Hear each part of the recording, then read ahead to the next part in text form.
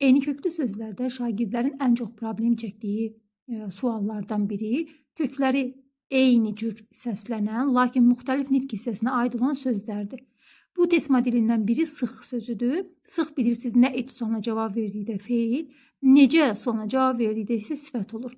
Bu zaman ona qoşulan şəkilçilərin feilə mi qoşulduğunu ya da ada mı qoşduğunu bilməmiz üçün iki qaydanı bilməmiz lazımdır. Bunun birincisi odur ki, şəkilçiləri əzbərləmək. Adlara qoşulan şəkilçilər hansılardır?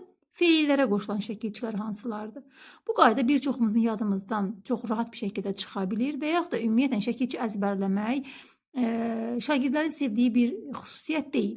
Bəs nə etmək lazımdır?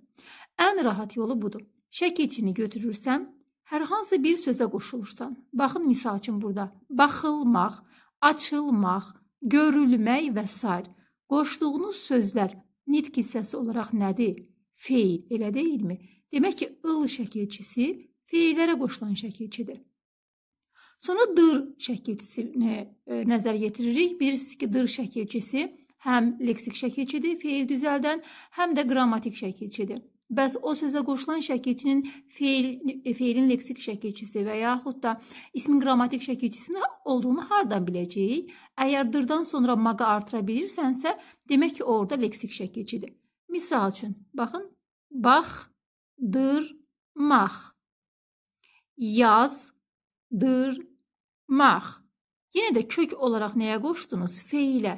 %100 bilin ki, bu şəkilçi feillərə qoşulan şəkilçidir.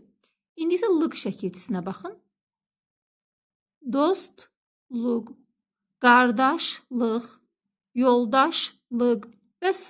Ada qoşdunuz, elə deyilmi? Baxın, burada önəmli olan şey onun mütləq şəkildə sifətə qoşulması deyil. Feilə qoşulurmu, qoşulmurmu? Yəni adlara mı qoşula bilir? Adlar deyəndə burada isimlər, sifətlər, saylar və s. aiddir. Ya da feilə mi qoşulur?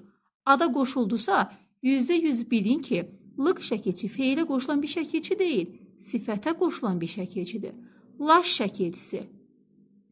Dostlaş. Nəyə qoşduq? Yenə ada qoşduq. Bilin ki, bu şəkilçi sifətə qoşulan bir şəkilçidir. Intıya baxın, misal üçün qırıntı ya da əzinti. Burada da qoşduğumuz nitq hissələri nədir? Feil. Yenə də %100 bilin ki, bu şəkilçi feillərə qoşulan şəkilçidir. O zaman cavab nə olacaq? Deməli, ıl, yəni 1, 3 və 4. Açıq sualımızda cavab 1, 3 və 4'dür. Buna diqqət etməyiniz kifayətdir.